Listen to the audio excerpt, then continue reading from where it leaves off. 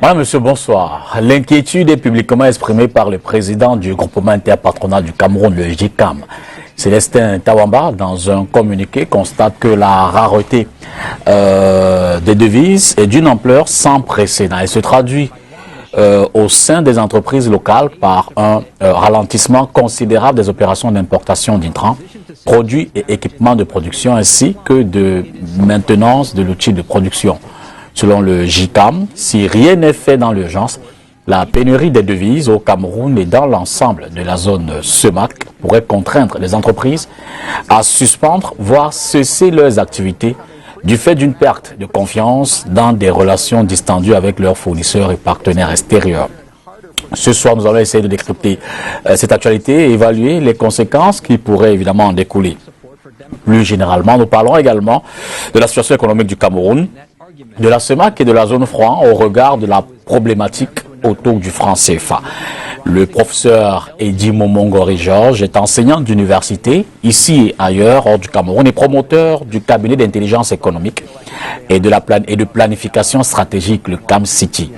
Dès le 6 novembre 1957, ici à Douala, il intervient sur les questions de développement local, de planification stratégique et d'audit organisationnel. D'ailleurs, ce retard s'explique par une dernière UV qu'il devait valider, si je peux le dire comme ça ce soir, et pour laquelle il n'a pas pu s'en défaire à temps. C'est aussi les réalités du direct. Nous nous en excusons auprès de nos téléspectateurs, mais l'essentiel, c'est que vous soyez là. Bonsoir, prof. Merci, bonsoir. Merci d'être avec nous pour un plaisir renouvelé. L'analyse de cette actualité. Je précise également que vous êtes auteur de plusieurs livres. Absolument. Dont le dernier parle de l'émergence d'un dragon africain d'envergure régionale, Cameroun 2030. Absolument. Vous y croyez? Oui, j'y crois. Je sais que ça dérange tout le monde. Et ceux qui pensent que l'émergence c'est pour 2035 et ceux qui pensent que c'est pour 2050. Malgré les politiques de gouvernance tout le temps décriées, dont on estime que elles ne sont pas toujours les mesures à prendre dans un contexte aussi particulier que le nôtre. Absolument. Malgré tout cela, naturellement, il y a des conditions. Il faut bien résidualiser la corruption. Il faut bien qu'on pacifie le pays. Il y a un certain nombre de commissions. Cependant, quand on regarde de fond en comble, on peut constater d'une part que le Cameroun aujourd'hui, en Afrique subsaharienne, présente sans doute la forme la plus aboutie de massification d'investissement d'infrastructures. C'est l'un des rares pays qui vient ou qui est en train de se doter d'un plan directeur d'industrialisation. Sa position stratégique va beaucoup l'aider et la mise en œuvre progressive d'une zone de libre-échange continentale est un atout majeur. Mais au-delà de ça, il y a beaucoup de variables qui sont devenues très très positives, pas seulement pour le Cameroun, mais pour l'Afrique d'une manière générale, entre autres la réduction des coûts de production, des facteurs de production en Afrique et leur renchérissement en Asie. Mais dans cet optimisme, dans cette lecture, j'ai failli dire linéaire, où mettez-vous véritablement la variable gouvernance? Je veux dire qu'on a tous ces facteurs positifs, mais si la gouvernance est dandinante, est-ce que vous garderez le même optimisme? Non, je dis bien, il y a des conditions. D'accord. Voilà, la corruption, il faut la résidualiser, il faut améliorer la gouvernance.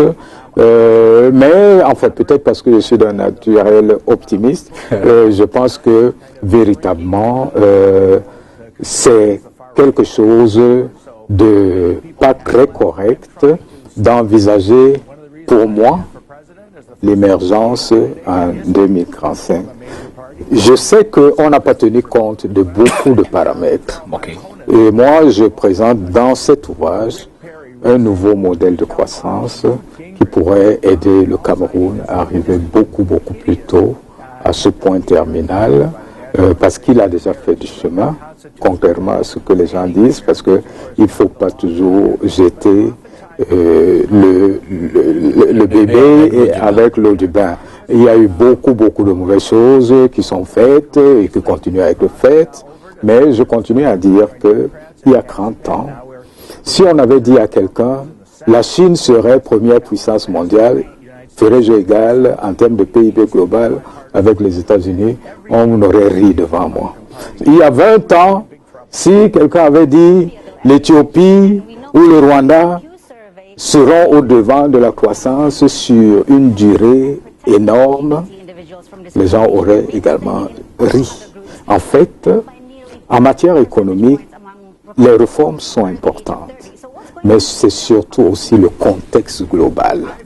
La gouvernance joue son rôle, mais il y a beaucoup d'autres paramètres et le Cameroun, s'il parvient à se discipliner, j'aime toujours dire aux gens, le Cameroun fait à peu près 5 points de croissance, à peu près en moyenne, alors qu'il a une guerre qui lui arrache 1 point de pourcentage, alors qu'il a une corruption endémique qui lui arrache 1 à 2 points de pourcentage. Il suffirait d'enrayer ça, alors que les projets structurants ne sont pas encore arrivés à leur niveau de maturation. Il y a beaucoup de choses qui sont en train d'être faites. C'est pas pour dire aux gens continuez à voler, continuez à faire, non.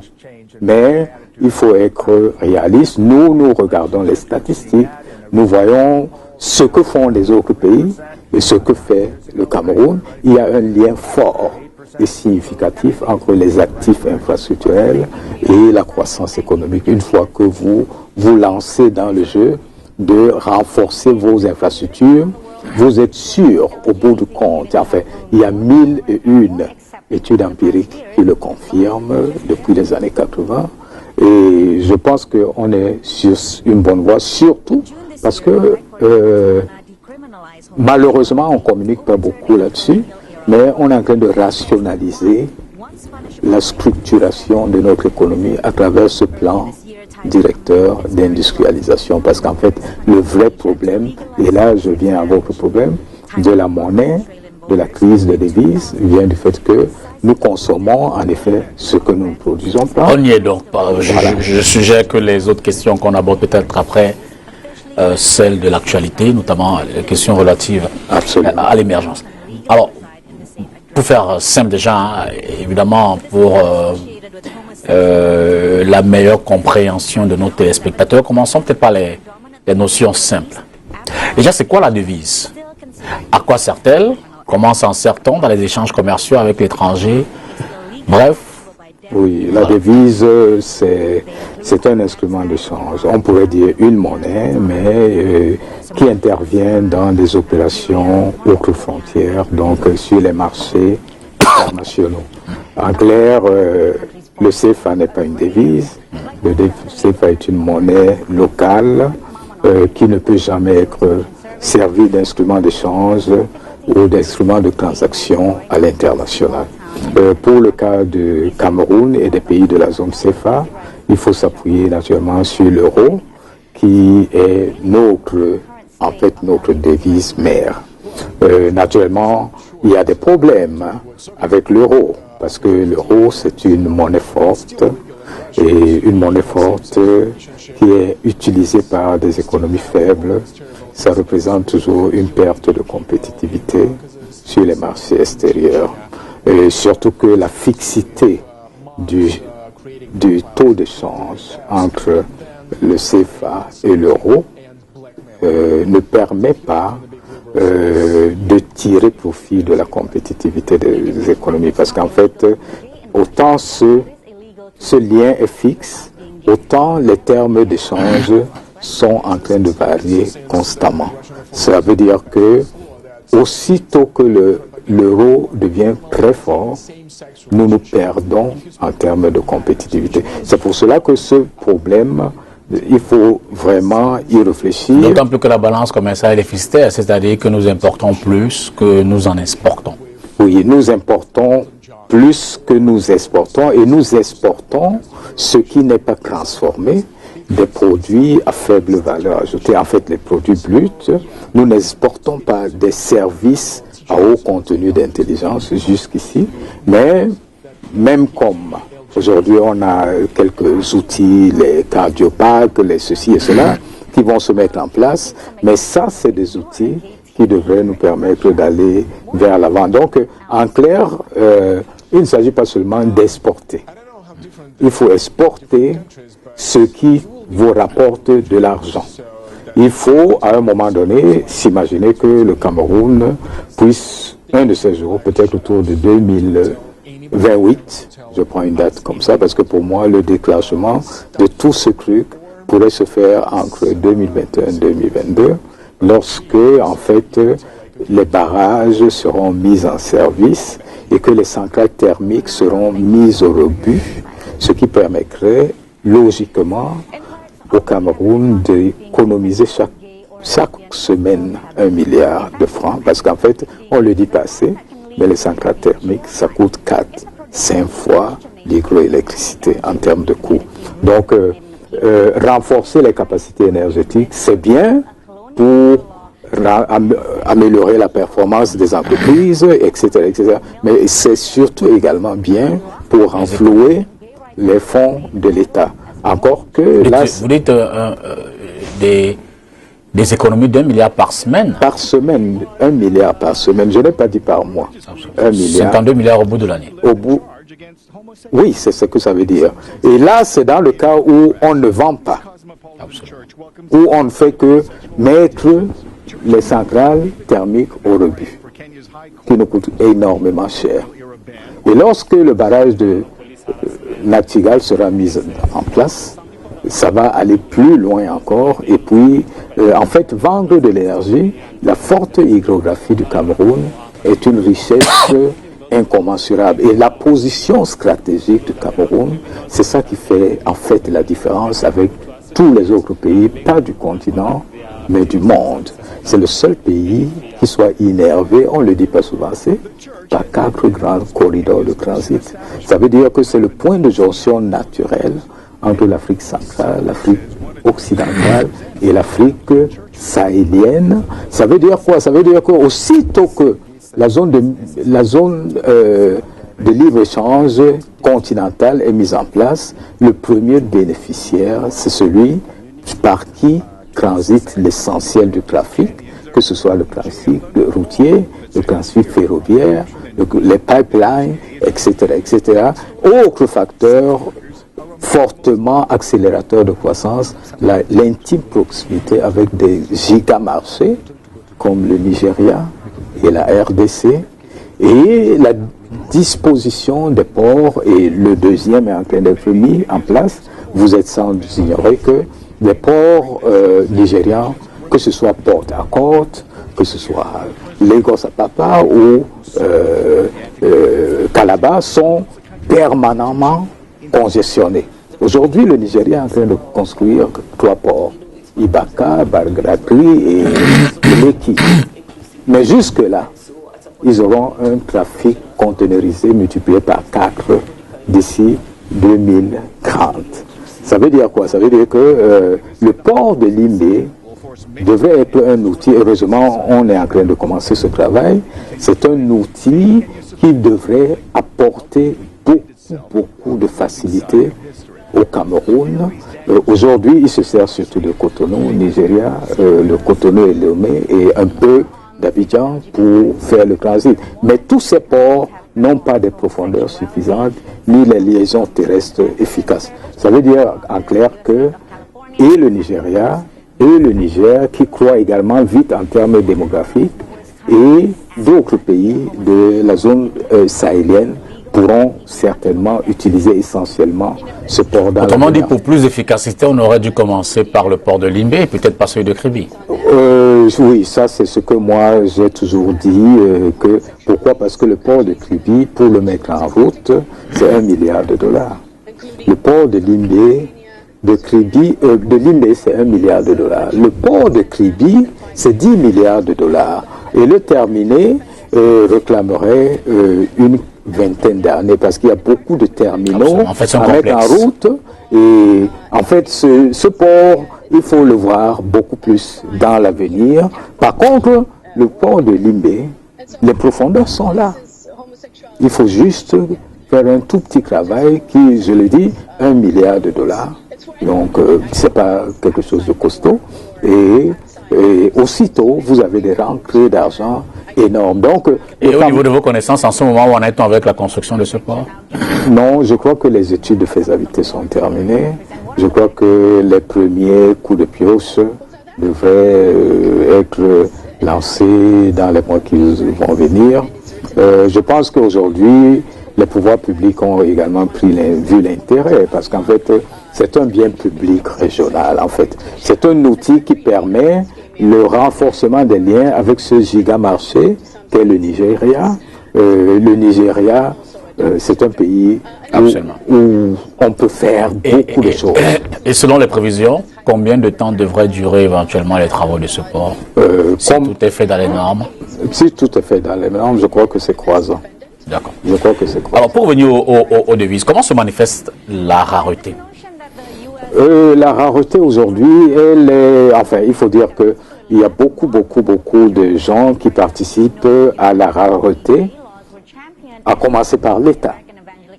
L'État qui a toujours, malheureusement, un train de vie élevé, importe beaucoup de véhicules neufs. Lorsque la conjoncture se présente comme elle est, l'État devrait prêcher par l'exemple. Mais peut-être qu'il le fait, je n'ai pas vérifié les statistiques, mais nous avons l'impression que tous les jours, on est en train de commander de nouvelles voitures et ça coûte beaucoup d'argent.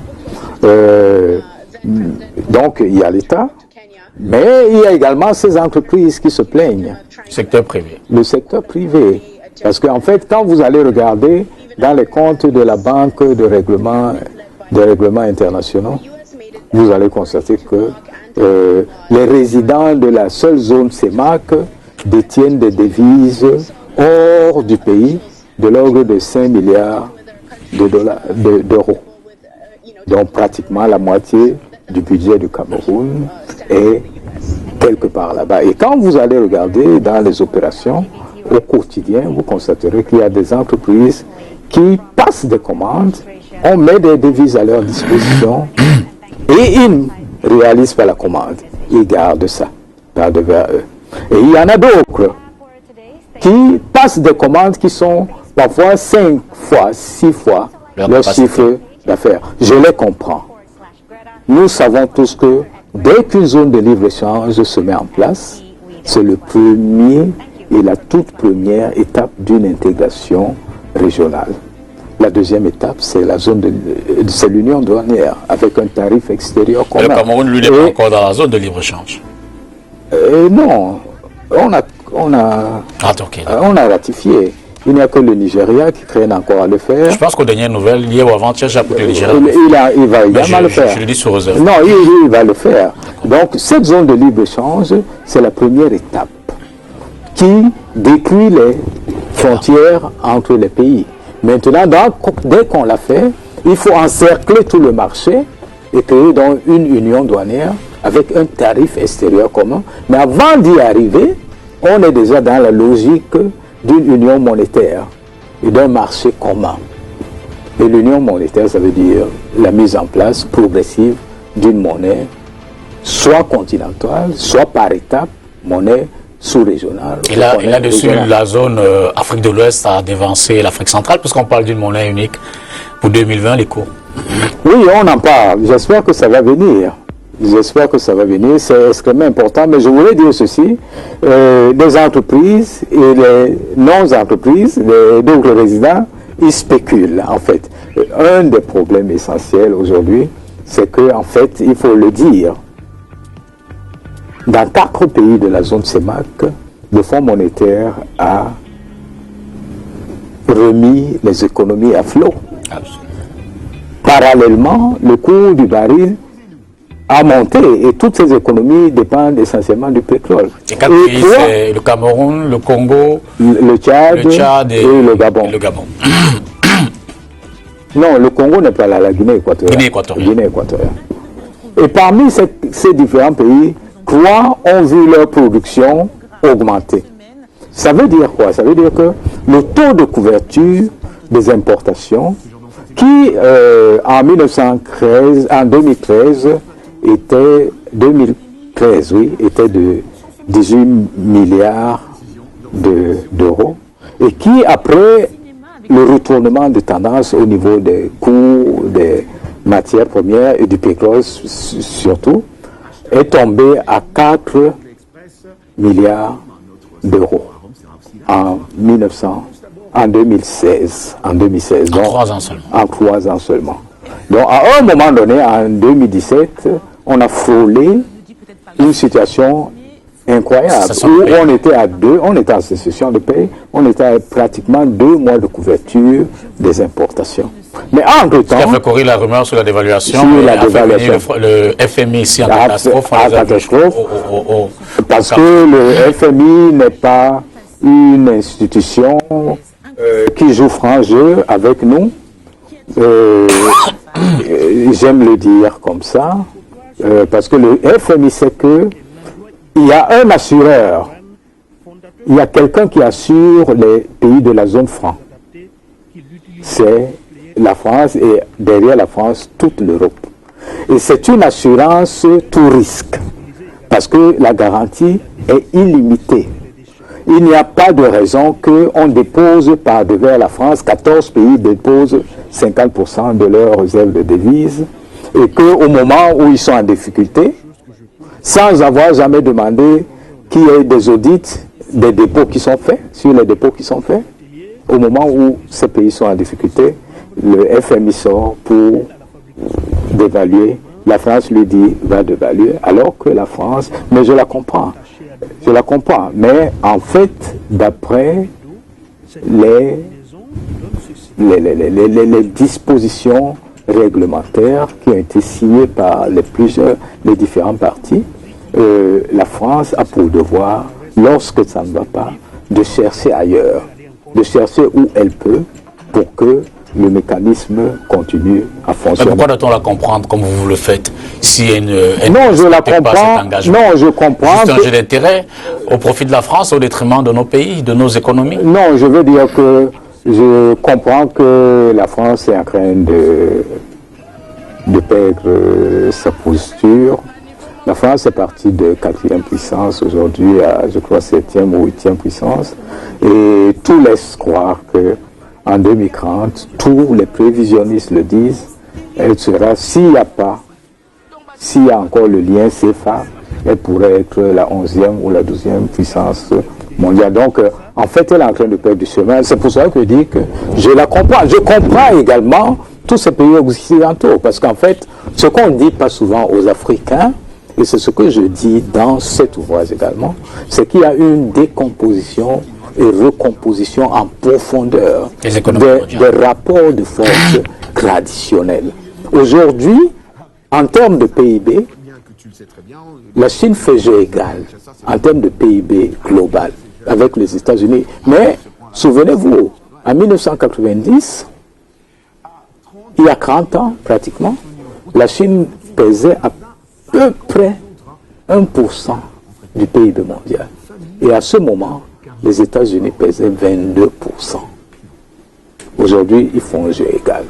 Et en 2030, la Chine devrait avoir à peu près 38 000 milliards de dollars de PIB, donc presque le double des États-Unis en termes globaux, pas par tête d'habitant, hein, pas le revenu moyen, mais en termes globaux. Et à ce moment, en 2030, l'Inde aura rattrapé presque les États-Unis en termes de PIB global, d'après tous les prévisionnistes. Et le 4e, le 3e à venir, ça devrait être, plutôt, le 4e à venir, donc Chine, États-Unis, Inde.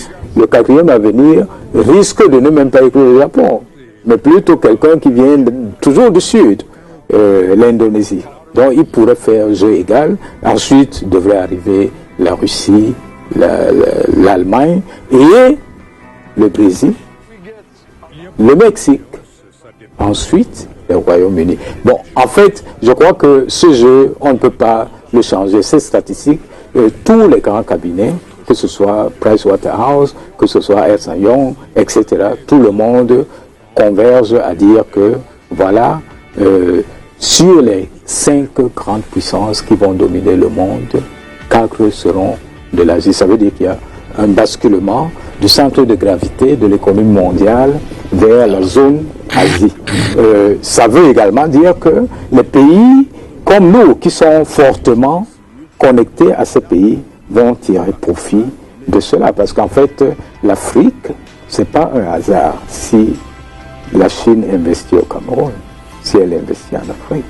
C'est qu'en Chine, les coûts de production sont 4 fois plus élevés qu'en Afrique aujourd'hui.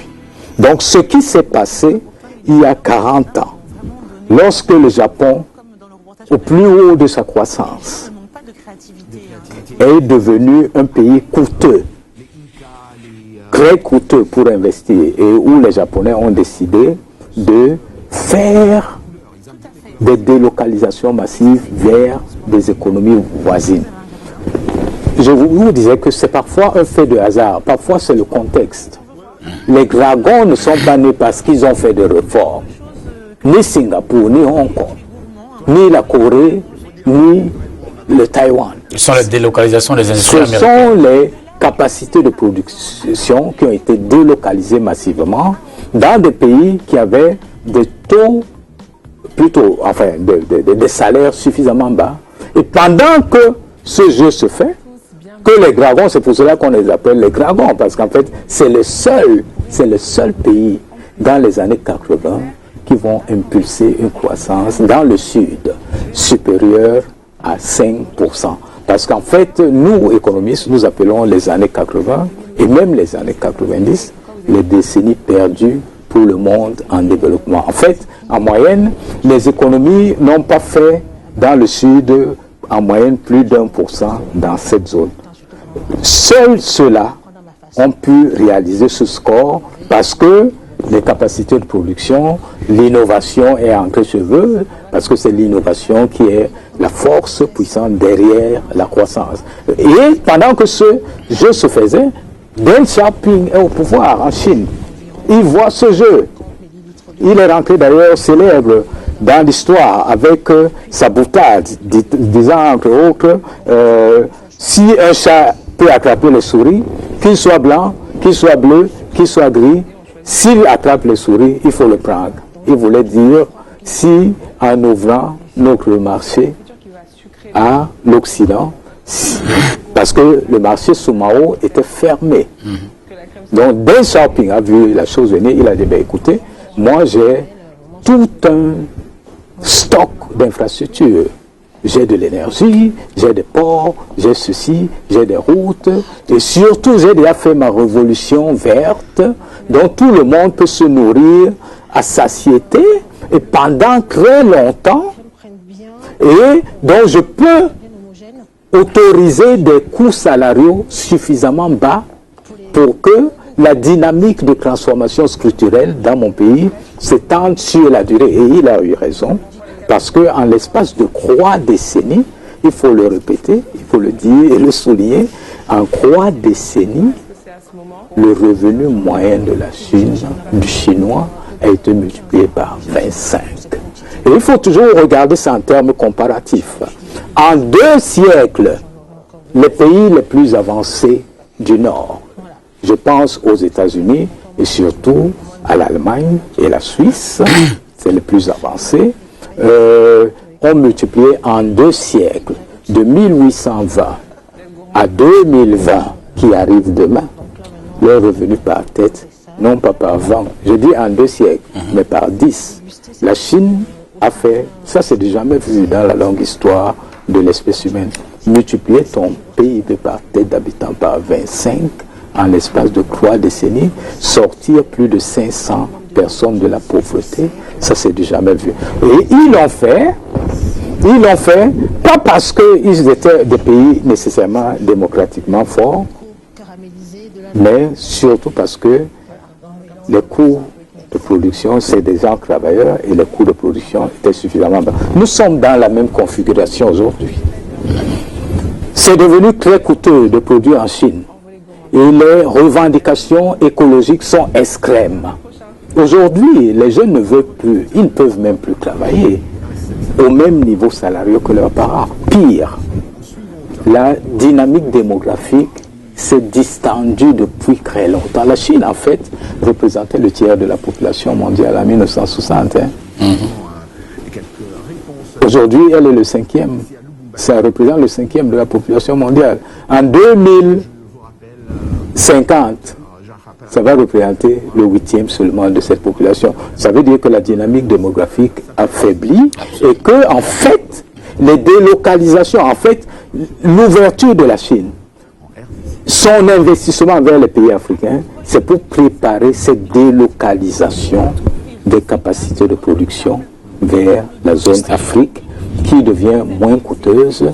Et d'ailleurs, vous le savez peut-être, le jean, les chaussures et tout le reste sont déjà délocalisés, soit au Sénégal, soit en île Maurice, soit au Kenya, en Éthiopie, et beaucoup d'autres industries vont se mettre progressivement. Huawei est déjà parti en Afrique du Sud, l'automobile va venir de ce côté au Cameroun, et beaucoup d'autres trucs sont en train d'être faits. En fait, il y a 85 millions d'emplois qui sont annoncés, qui doivent être délocalisés hors de la Chine. Pourquoi? Parce que ces Chinois même qui acceptaient les bas salaires sont en train de mourir. La Chine va perdre à peu près 70 millions de personnes d'ici 2030. Parce que c'est une population qui est extrêmement vieillissante. Et ces personnes qui vont partir, c'est les grands travailleurs. Et les plus jeunes ne veulent plus faire la besogne. Donc, elle-même doit changer son paradigme de croissance. Voilà, donc c'était pour dire que, en fait, ce n'est pas parce qu'un pays a fait quelque chose de spécial. Souvent, c'est le contexte général qui le change. Et dans le cas du Cameroun, avec toutes nos imperfections, les vols par-ci, les surfacturations, les ceci, et je dois vous dire, les grands patrons de ces opérations, c'est les Européens. Ils sont passés par ces mêmes crises de croissance. Le Brésil, c'est la mort. Le Mexique, c'est la même chose. Je ne dis pas qu'il faut soutenir cela, mais je dis que c'est des crises de croissance qu'ont traversé toutes les économies. Oui. C'est-à-dire, ce qui est important, c'est une bonne gouvernance. C'est important parce qu'un pays qui est corrompu, la corruption, c'est une taxe indirecte sur la production. Et un pays qui est corrompu est un pays qui ne peut pas attirer suffisamment d'investissements directs étrangers qui sont en fait la courroie de transmission par excellence des connaissances, des compétences et des savoir-faire. Donc la corruption n'est pas bonne. Ça c'est clair. Cependant, il faut dire qu'une fois qu'un pays parvient, et je ne sais pas, c'est les Chinois qui nous ont à nouveau aidés à ce point, à massifier ces stocks et ces actifs infrastructurels comme le Cameroun l'a fait ces dernières années.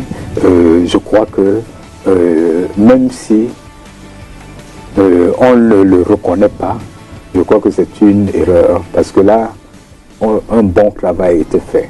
Des câbles à fibre optique, un réseautage national en fibre optique, des stades de football, des réseaux de grains, des réseaux autoroutiers, liaisons autoroutières qui sont en construction, des centrales hydroélectriques, dont des barrages, des ports en eau profonde. Dites-moi, combien de pays ont construit 4 barrages en 5 ans? Moi, je n'en connais pas. On fait du faux ici, on fait beaucoup de choses, mais on fait également des bonnes choses. Mais c'est pas ça même le plus important, c'est une partie, mais c'est ça le socle de l'industrialisation. Le Cameroun ne trouvera jamais des emplois pour ces jeunes-là, aussi longtemps qu'il ne va pas s'industrialiser. Aussi longtemps que vous vendez de la matière première à l'état brut, vous gagnez dans cette chaîne de valeur, le rapport c'est à peu près un 20e. Vous, un 20e de toute la chaîne. Donc, ça ne sert à rien de vendre. J'aime toujours le rappeler, en 2014, il y a 5 ans exactement, l'Afrique, à elle seule, a produit 73% de la fève de cacao dans le monde. 2014.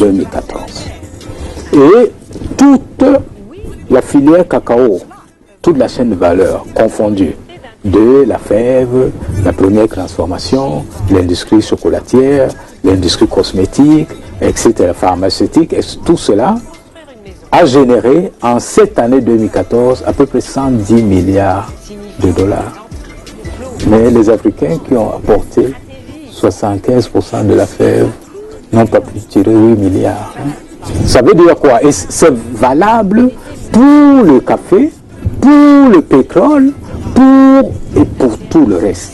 Ce qui explique d'ailleurs qu'aujourd'hui, notre multimilliardaire nigérien, Dangote, a dit, mais écoutez, pourquoi je perds même mon temps à produire du sucre et du sel et tout ce que je fais du ciment, alors que si je me mets comme les autres dans les complexes pétrochimiques en investissant 10 à 12 milliards de dollars, c'est ce qu'il fait aujourd'hui. Absolument, il est dans les raffineries. Un complexe pétrochimique, ce n'est pas une petite raffinerie, c'est peut-être 10-15 fois la Sonara, qui produit essentiellement des produits blancs, donc des produits à forte valeur ajoutée et des services à haut contenu d'intelligence. C'est là qu'on gagne de l'argent en transformant. Et ça, c'est ce socle pour l'industrialisation qui est en train d'être mis au Cameroun. Malheureusement, pour nous, la communication reste suffisamment légère.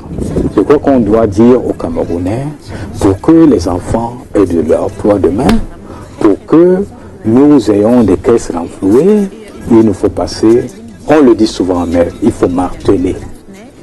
Il faut passer à l'industrialisation. C'est en s'industrialisation qu'on se repositionne positivement dans la division internationale du travail. C'est en s'industrialisant qu'on fait l'insertion et même la remontée en gamme dans les chaînes de valeur, aussi bien agricoles qu'industrielles.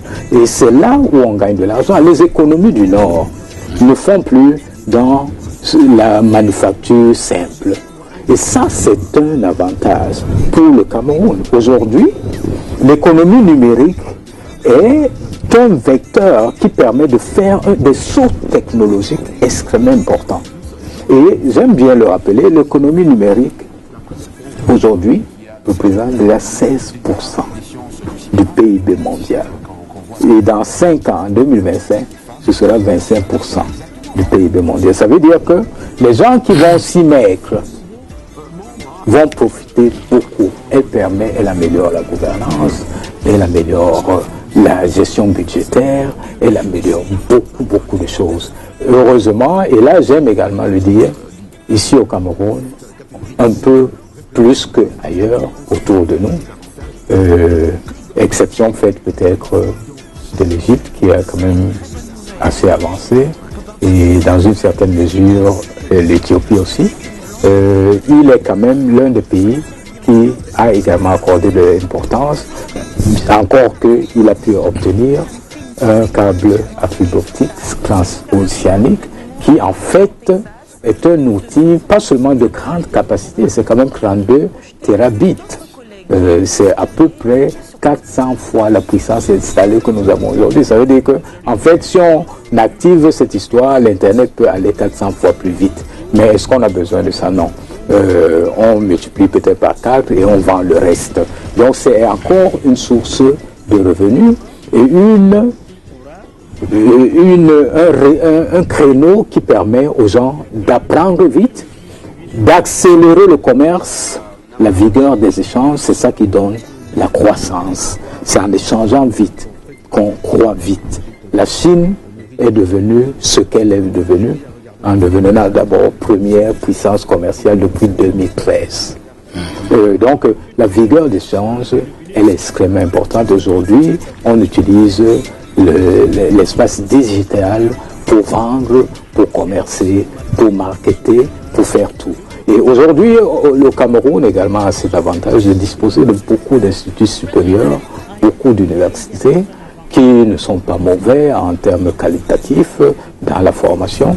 Donc c'est un pays, vous savez la différence entre les pays, c'est le capital connaissance, compétence et savoir-faire. Tous les pays peuvent se développer.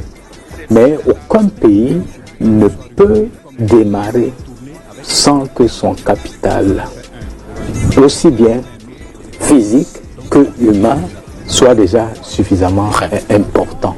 Et ici, dans la sous-région, je crois que sans vouloir minimiser les autres, je pense que c'est un des pays qui est en train d'approcher ce seuil de connaissances, de compétences et de savoir-faire. Je ne le dis pas pour flatter les Camerounais, mais c'est ça la réalité, qui permet en fait de basculer progressivement dans les cercles vertueux de croissance et d'investissement. Quand on a atteint ce seuil, on est en train de s'approcher de ce seuil. On s'y approche. Je ne le dis pas pour vanter qui que ce soit, mais visiblement, quand vous regardez bien, vous constaterez que le Cameroun est en train de devenir un hub d'opérations portuaires, un hub de fourniture d'énergie, un hub d'économie numérique et même, comme il le dit souvent, une nouvelle usine de l'Afrique industrielle. Parce qu'en fait, et là également, allez regarder dans le net, allez fouiller un peu partout, vous constaterez qu'en Afrique subsaharienne, pas seulement au Cameroun, mais dans toute l'Afrique subsaharienne, il y a à peu près 2 ou 3 pays qui ont un plan directeur d'industrialisation. Ça veut dire que tout le monde jusqu'ici est en train de faire de l'improvisation.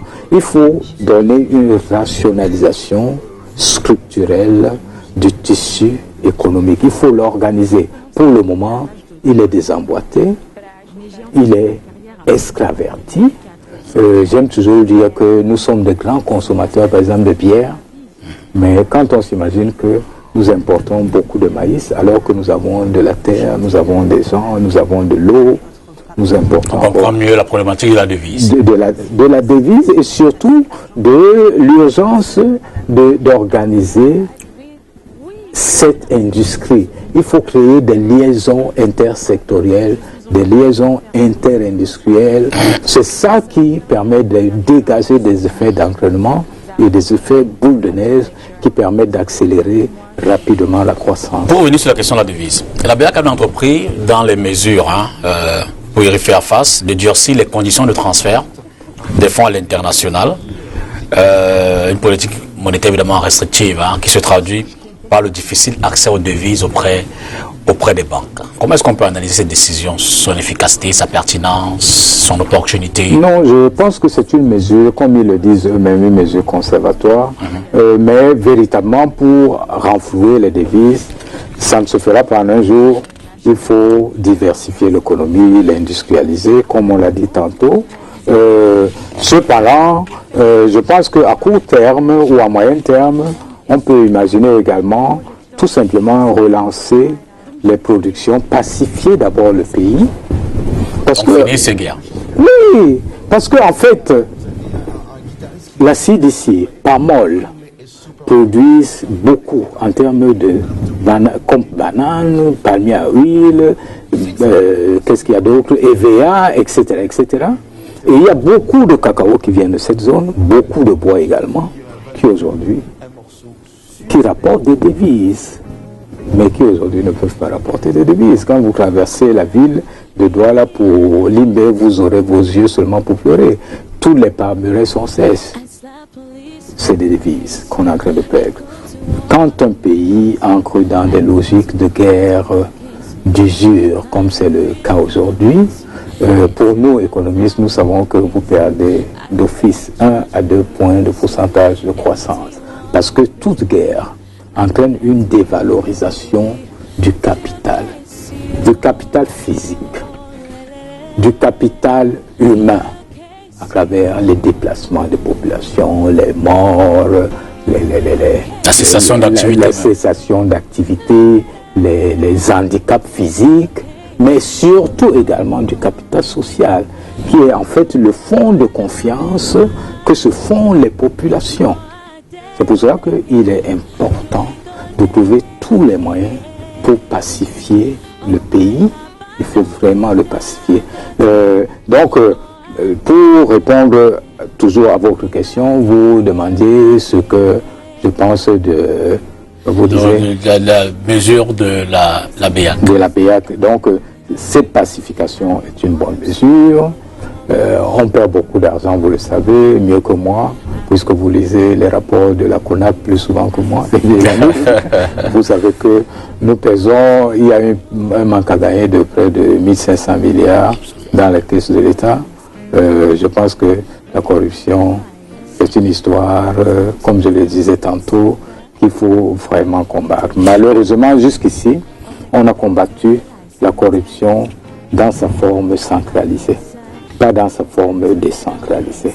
Décentralisée, ça veut dire les petites choses qu'on fait au bord de la route, qu'on fait dans les bureaux, aussi longtemps que ces gestes ou ces actes ne sont pas interprétés comme des crimes, aussi longtemps que on les regarde comme des choses normales, on est déjà rentré dans le cercle vicieux de la corruption. Certains États doivent nous enseigner, comme le Rwanda, comme l'Éthiopie. Au Rwanda, on a peur de corrompre. L'idée même de corrompre, eux vivent encore dans le cercle vertueux de la corruption. C'est-à-dire que personne n'arrive à l'idée de commencer même à dire à l'autre, faisons ceci, faisons cela. Hein? Donc je pense que dans ce chantier, il y a beaucoup de choses à faire. Ce n'est pas difficile, ce n'est vraiment pas difficile. Et combien de temps peut durer cette crise? Laquelle? Des devises. La crise des devises? Non, je pense que la crise des devises, elle durera surtout le temps où déjà nous sommes des économies très primarisées et très pétrolisées. Aussi longtemps que les cours vont monter, elle va se tasser progressivement, et aussi longtemps que la BEAC va fermer également, parce qu'il faut fermer, parce qu'en fait les entreprises, pas toutes, mais certaines, ne sont pas en train d'être des entreprises véritablement citoyennes. C'est-à-dire, comme je le disais tantôt, elles spéculent sur le fait qu'il pourrait y avoir une dévaluation du franc CFA et qu'il faut attraper le maximum de devises, les mettre de côté, en attendant que le moment venu de la dévaluation, on ait travaillé à ce... Justement, je voulais, c'était le parallèle. Voilà. Doit-on craindre cette dévaluation? Oui, la dévaluation, il n'y a rien de pire pour notre économie. Ou alors je dois embrayer en disant, est-elle évitable? Est-elle inévitable? Non, elle est totalement évitable, mais la dévaluation, comme je le disais tantôt, elle ne devrait jamais avoir lieu si la France et l'Union européenne et le Fonds monétaire étaient des organismes sincères, responsables. Je n'aime pas trop ce terme, mais les pays occidentaux fonctionnent malheureusement et avec eux, ces institutions internationales comme des criminocraties, c'est-à-dire des gens qui créent du désordre un peu partout. Et moi, j'aime le dire tout haut, j'espère qu'ils me suivent, depuis la décomposition des empires coloniaux dans les années 60, on a pensé que la France et ceux qui dirigeaient ces grands pays colonisateurs se sont retirés. Non, ils ne se sont pas retirés. Il y a eu un transfert d'autorité vers le Fonds monétaire, vers la Banque mondiale, vers l'Union européenne et tout le reste, qui sont là pour normer, pour nous dire ce qu'on doit faire, voici cette orientation, voici telle... Et pour éviter que le monde évolue vers une direction multipolaire. Malheureusement, quoi qu'on fasse, le monde est en train d'aller dans cette direction. Un monde unipolaire ne peut jamais servir à nous Africains. Jamais, ça ne pourra jamais nous servir. Aujourd'hui, si nous pouvons être fiers de dire que nous avons des barrages, nous avons ceci et cela, c'est pas parce que la France nous les a donnés.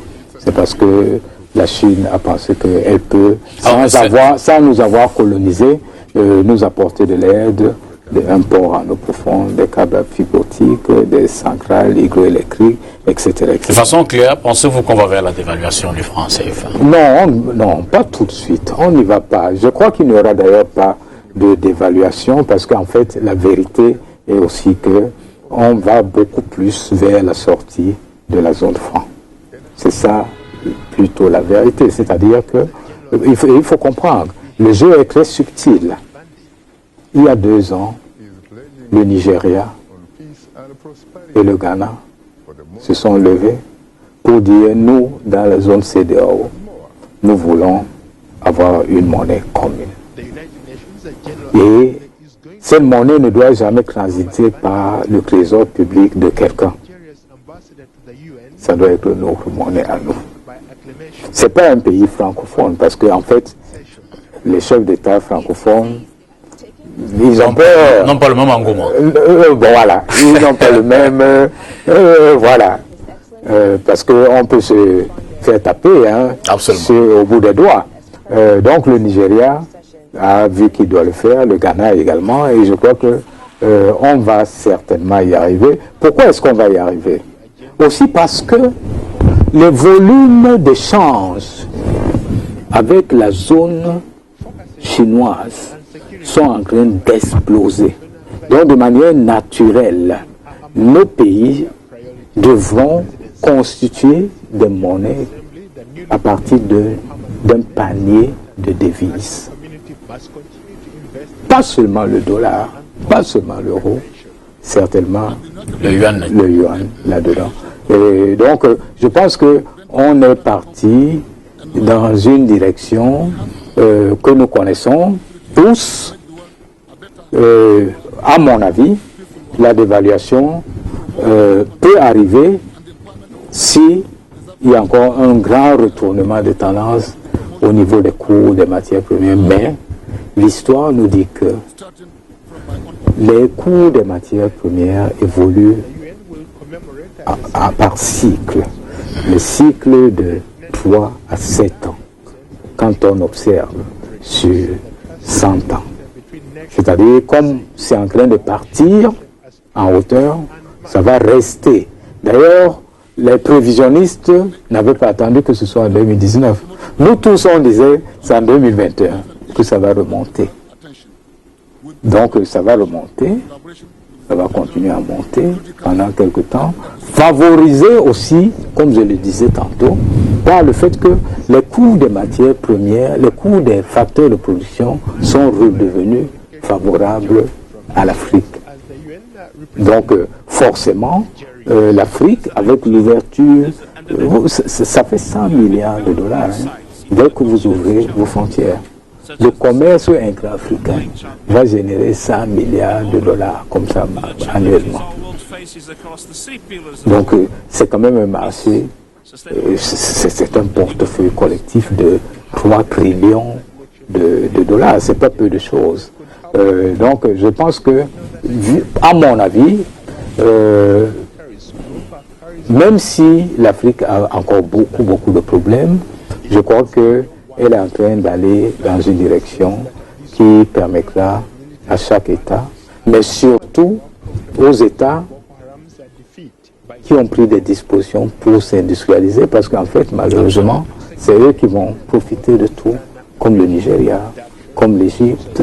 À partir de ce prisme, on parle de l'émergence en 2035. Peut-on y arriver plus tôt, compte tenu évidemment de tous les inconvénients que vous avez énumérés, malgouvernance, corruption, tous les freins au développement? Je pense que, en fait, si on parvient à résidualiser, réduire ou même résidualiser la corruption, et c'est possible si on le veut, véritablement, on peut y arriver.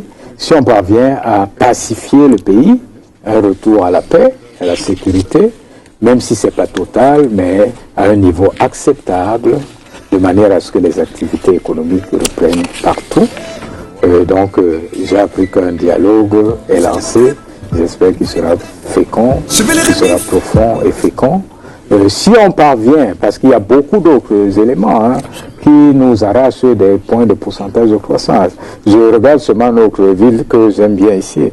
avec sa congestion routière, ça nous coûte 1 point de pourcentage de croissance. Pas à la ville, mais à l'économie du Cameroun. La congestion routière que vous voyez là. On a beau marteler, mais peut-être qu'on commence à comprendre.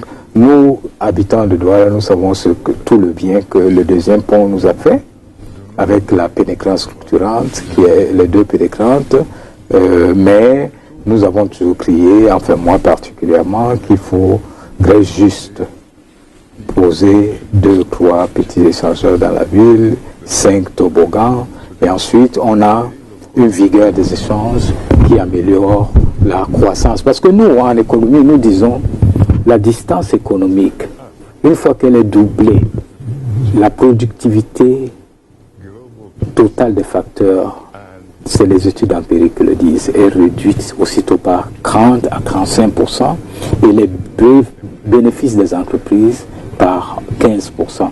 Aujourd'hui, nous avons plus que doublé la distance économique en moins de 10 ans. Se déplacer à Douala, vous savez ce que c'est. Nous sommes quand même heureux qu'on ait commencé avec le pont, le deuxième pont. Apparemment, le 3e pont est annoncé. Nous l'appelons de nos voeux, mais surtout qu'on nous pose quand même des toboggans dans la ville. Ce n'est pas des outils qui sont si coûteux, ce n'est pas des échangeurs multidimensionnels. C'est ce que vous voyez, vous observez à peu près à la préfecture à Yaoundé. La voie qu'on a classée là, c'est un toboggan.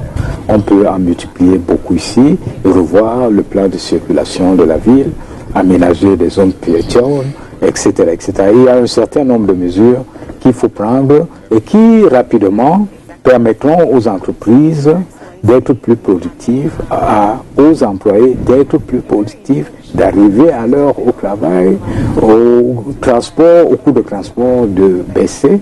Donc, il n'y a pas que la corruption. Il y a la congestion routière. Mais j'appelle ça également une crise de croissance. Ça existait dans tous les pays du monde. Chaque pays essaie, tant que possible, de renforcer ses infrastructures pour améliorer la mobilité spatiale dans l'espace urbain. C'est extrêmement important, c'est un outil extrêmement puissant et il faut se donner des objectifs. Une ville comme Douala avec plus de, moi je pense, plus de 4 millions d'habitants, ne disposer que de 2 3 échangeurs, ça ne correspond à rien. Les villes beaucoup moins peuplées ont parfois 10 échangeurs. Et ça permet à l'activité d'aller vite. Encore que la ville de Douala est quand même la porte d'entrée de toute la zone CEMAC jusqu'à preuve de contraire. Et aussi longtemps que les ports sont engorgés, et l'entrée dans les corridors, 2 grands corridors de transit, notamment Douala-Bangui, Douala-N'Djamena, je pense qu'on ne fait pas du bien ça ne rend pas l'économie attractive ni compétitive. Donc, cet aspect est bon, mais ce qui est encore beaucoup plus important, c'est la bonne collaboration, la franche collaboration entre les milieux d'affaires et la sphère politique. Aujourd'hui, on n'a pas toujours eu l'impression que c'est fait. Le secteur privé et le secteur public sont en harmonie. En harmonie, c'est ça. C'est ça la clé de l'émergence. C'est la première clé de l'émergence de la Chine et de tous les pays. C'est une bonne collaboration qui renforce la compétitivité systémique et structurelle d'une économie. Ça veut dire quoi? Ça veut dire en clair qu'on doit associer en permanence les chefs d'entreprise justement dans la conception et dans le cadre du Cameroun Business Forum, le CBF, qui est la plateforme d'échange entre le public et le privé. Le secteur privé n'a de cesse évidemment d'énumérer un ensemble comment ils appellent ça, un ensemble de décisions communes qui sont prises et qui ne sont pas toujours, qui sont adoptées, qui ne sont pas toujours soit rapidement implémentées, bref, qui le sont souvent quand les délais sont passés. Ces freins-là, quand même, le secteur privé le dénonce pour dire que les pouvoirs publics ne jouent pas toujours franc jeu. Pas seulement qu'ils ne jouent pas franc jeu, Mais j'ai l'impression qu'ils ne veulent pas faire, malheureusement, de l'émergence une cause nationale. Parce qu'en fait, quand vous faites de l'émergence une cause nationale... Et c'est pas un décret qu'on signe, hein, l'émergence. Non, c'est pas un décret, mais c'est des anticipations positives qui permettent à un pays d'émerger. C'est-à-dire, c'est lorsque tous les acteurs, principaux acteurs, les acteurs clés, regardent dans la même direction, disent que nous allons renforcer le capital physique, le capital humain. Nous allons faire ceci. C'est ce qui se passe au Rwanda, où tout le monde essaie de le faire, la diaspora aidant, les autres aidant, tout le monde va dans la même direction. C'est ça qui donne l'émergence, c'est pas autre chose. L'émergence ne se décrète pas. Quand on a fait ceci, on a fait ceci. Non. À partir du moment où vous avez des stocks d'infrastructures qui vous permettent d'entrer dans certaines chaînes de valeur, que vous avez une industrialisation, un programme d'industrialisation assez limpide qui ne permet pas de déperdition, c'est le cas ici, de déperdition d'énergie et de richesse, parce qu'en fait, notre économie, comme je le disais tantôt, est encore très extravertie, et les liaisons entre les différentes branches d'activité restent très faibles. Or, c'est cette dynamique d'ensemble qui génère la croissance. La croissance doit être beaucoup plus introvertie, organisée à partir de l'intérieur, de manière endogène, et avec des forces organiques qui viennent de la structuration même du tissu industriel et du tissu économique. C'est par là que vous parvenez à profiter et des économies d'échelle qui sont libérées au niveau des pays voisins et des économies d'agglomération, notamment les économies de localisation et les économies d'urbanisation qui commencent à naître de par la diversité industrielle qui s'installe dans le golfe de Guinée. Par exemple, pour le moment, on n'en est pas là. On n'en est pas là, mais je pense que, je l'ai déjà dit tantôt, c'est déjà une bonne chose que le pays ait pensé à aller là-dedans. Je souhaite surtout qu'on communique beaucoup autour de ce plan directeur d'industrialisation, que les Camerounais comprennent de quoi il en retourne, et surtout qu'on rappelle aux Camerounais que, à travers l'économie numérique, la seule économie numérique, je ne veux pas prendre les autres, la seule économie numérique, si elle est bien pensée, si les semi-conducteurs sont installés à temps, si on accompagne les start-up, etc., c'est une explosion. Quels sont les éléments précis de ce plan d'industrialisation d'un directeur? Oui, il a adossé à peu près sur 8 paramètres. Hein. Quelques paramètres clés, je pense que c'est les infrastructures, et principalement l'énergie, comme je le disais. C'est ça que ça rapporte beaucoup. Il y a l'agro-industrie, il y a l'économie numérique, et maintenant il y a tous les autres filières qu'il faut juste mettre en ordre, que ce soit le bois, que ce soit la pétrochimie, que ce soit... Je dis que quand on entend une planification, j'ai failli dire aussi, c'est joyeuse. On a bien envie d'être positif, mais je veux dire que si à côté, on jette un clin d'œil sur la mise en œuvre du DSE et un autre plan, on a le sentiment, je veux dire que on a bien envie de ne pas partager le même optimisme que vous quant à la mise en œuvre réelle. Oui, vous savez, le DSE, c'est un outil. Et moi, je ne blâme pas trop ceux qui l'ont conçu. Même comme je ne pense pas totalement comme ça, parce que, et c'est pour cela que je propose dans cet ouvrage une nouvelle démarche. Le DSE s'est beaucoup appesanti sur des questions importantes qui sont le contexte, les variables macroéconomiques et tout ce qui est mésoéconomique dans les politiques sectorielles, etc. Avec une idée bonne, qui est celle de relancer la croissance à travers le rattrapage infrastructurel et la modernisation de l'outil de production. C'est bon, parfait. Mais moi, je dis ceci, les variables méta-économiques, notamment la gouvernance, devraient être beaucoup plus articulées et on devrait aussi prendre en compte les mutations géoéconomiques et sur le plan méga-économique, c'est-à-dire que, mais on ne l'a pas fait dans le DSE, mais je pense que le plan d'industrialisation essaye d'incorporer ça, les nouvelles technologies de l'information et de la communication, c'est un outil à nul autre pareil, qui permet d'un seul bond d'arriver à la frontière technologique. Les pays diffèrent essentiellement par la capacité à intégrer l'innovation d'une manière générale. La forte puissance derrière la croissance, c'est le progrès technique. Ce progrès technique se déplace d'1 à 2 points de pourcentage dans les pays du Nord par an, de manière naturelle. Ils croissent au rythme de ce progrès technique.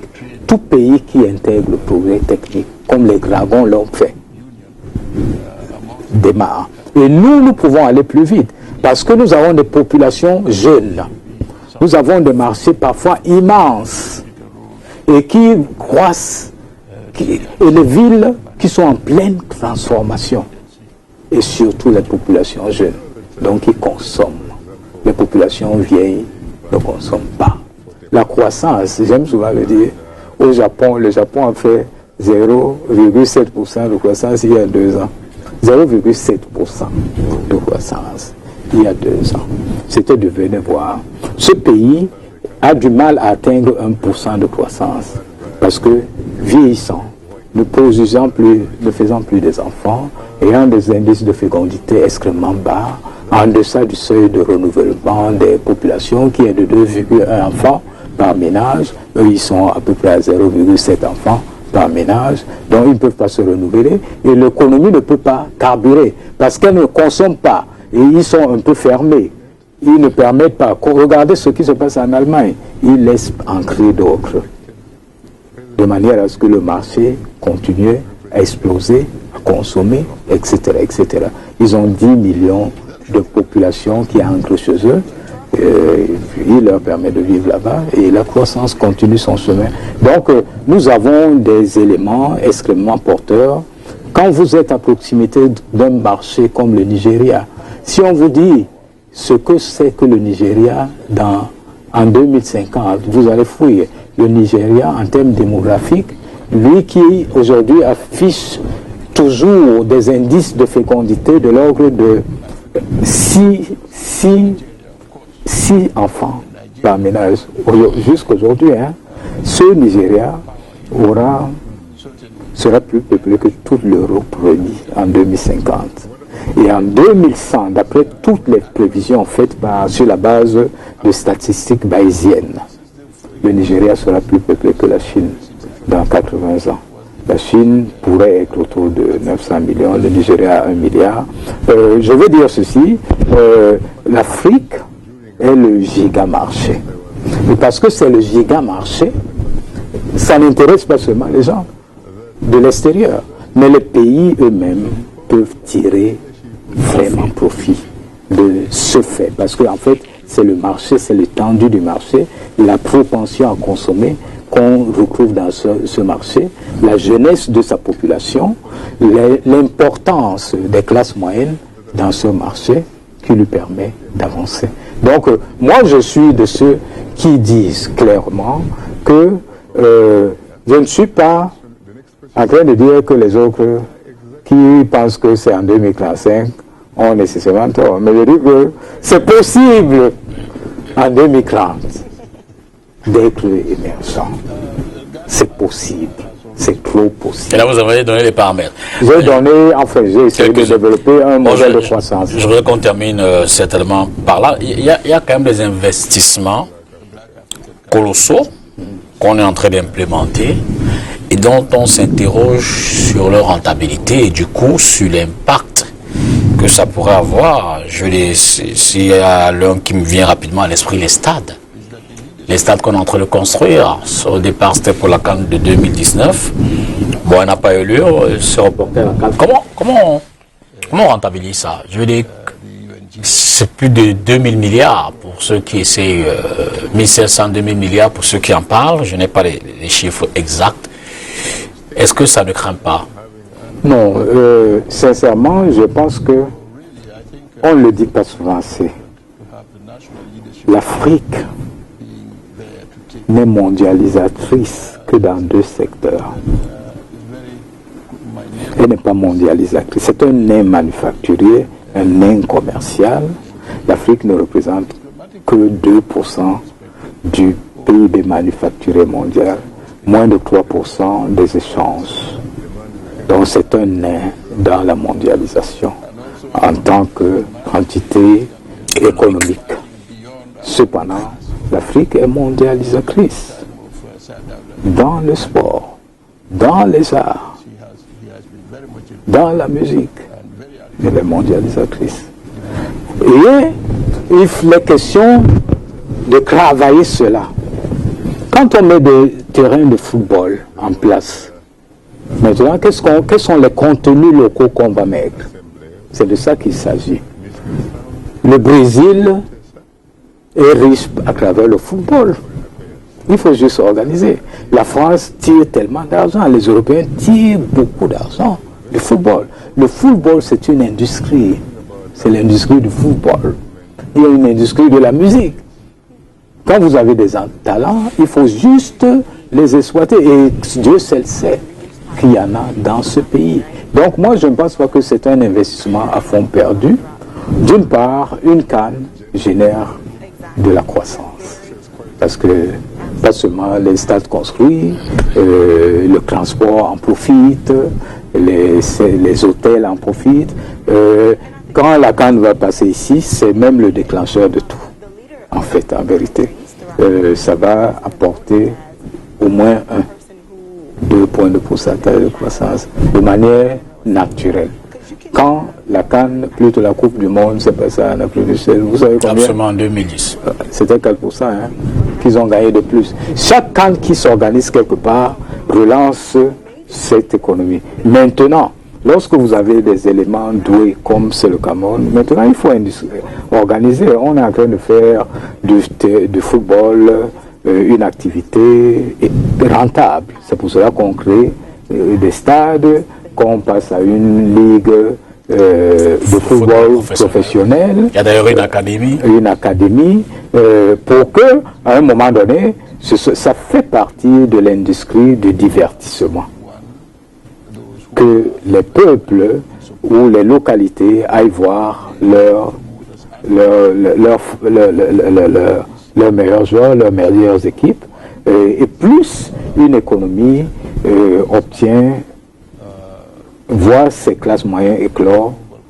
Et quand les terrains sont bien préparés, quand on fait beaucoup de publicité autour de cette chose, les gens, comme vous le voyez en Europe, iront massivement sur les terrains.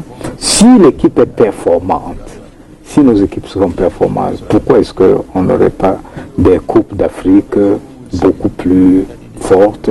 Pourquoi est-ce que tous les jours, il n'y aurait pas des gens qui iraient au terrain au lieu de le voir à l'écran?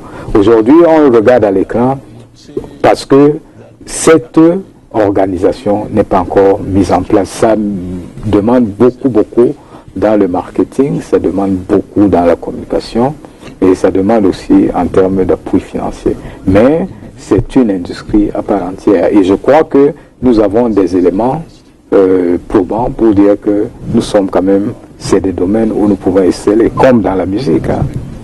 Alors pour finir, comment vous entrevoyez le Cameroun dans 10 ans? Personnellement, je vais vous dire, je vais décevoir beaucoup de Cameroun tout de suite, tout de suite. Même moi. Je pense que le Cameroun, c'est une bombe. Une bombe potentielle, économique? C'est une bombe. Dans 10 ans, malgré toutes les contraintes, on n'a pas eu de crise sécuritaire. Oui, pourvu qu'elle soit, pour qu'on parvienne à gérer jusqu'à un niveau. Je dis encore, c'est un hub énergétique. Déjà. Comme hub énergétique, ça rapporte un argent fou. C'est un hub dans l'énergie numérique. Avec son câble à fibre optique, il suffit qui mettent maintenant un bon programme, qui mettent les semi-conducteurs rapidement un peu partout dans les différentes régions.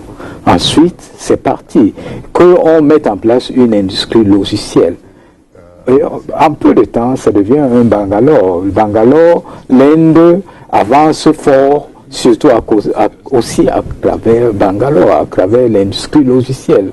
Nous pouvons créer à travers cette industrie tant de facilités, des logiciels qui facilitent la vie, qui facilitent beaucoup de choses. C'est ça qui permet de sortir d'un seul bond, de franchir l'abîme qui nous sépare de la frontière technologique et de rejoindre les autres pays. On peut rejoindre les autres pays, pas tout le monde, parce que malheureusement, même si on dit que tous les pays ont la chance, non. Ceux qui manquent de ces inputs nécessaires pour faire ce grand bond en avant ne pourront pas. Ça veut dire ceux qui manquent de capital physique, humain, technologique, initial, qui permet ce grand bond en avant. Je prends un exemple. Si vous n'avez pas d'énergie, comment est-ce que vous allez pouvoir vous connecter en temps réel, en permanence? Tout ça, c'est pour vous dire, le Cameroun a une longueur d'avance. Je vous dis encore, le Nigeria, c'est 25 000 mégawatts de déficit énergétique aujourd'hui. Je n'ai pas dit 10 000, 25 000 mégawatts de déficit énergétique. Regardez bien, pourquoi est-ce qu'on choisit de mettre les centrales hydroélectriques essentiellement au Cameroun? Certes, il y a de l'eau, mais aussi parce qu'il est à proximité du Nigeria, qui n'a pas d'énergie. Il est à proximité du Grand Congo, qui, en potentiel, a beaucoup d'énergie. Mais vous savez, le Grand Inga, pour le construire, ça va encore prendre beaucoup de temps. Merci. Voilà, merci. Merci beaucoup, Georges Dimomongori. Merci. Le prétexte, évidemment, c'était la rareté des devises. Mais ça nous a permis de partager votre optimisme et surtout vos analyses. Merci. Quant à la situation économique de notre pays, des enjeux pour les générations prochaines. Merci encore. Merci, monsieur Dipita Tongo. Je suis très heureux. Surtout, je voulais communiquer mon optimisme aux Camerounais, aux plus jeunes. En fait, les choses ne sont pas si mauvaises qu'on pense. Pour finir, les pays du Nord pesaient en 1990 64% du PIB mondial. Aujourd'hui, ils pèsent seulement 35% de ce PIB mondial. Donc, il y a une recomposition des rapports de force traditionnels et ça va au bénéfice du Sud et aujourd'hui de plus en plus vers l'Afrique parce qu'en fait, l'Afrique sera l'atelier des émergents de manière inévitable. Merci. Encore faudrait-il résoudre toutes ces crises qui veulent plomber les économies africaines. Absolument. Cameroun 2030, l'émergence d'un dragon africain d'envergure régionale, c'est votre dernier ouvrage. Madame, monsieur, merci, bonsoir et à la prochaine.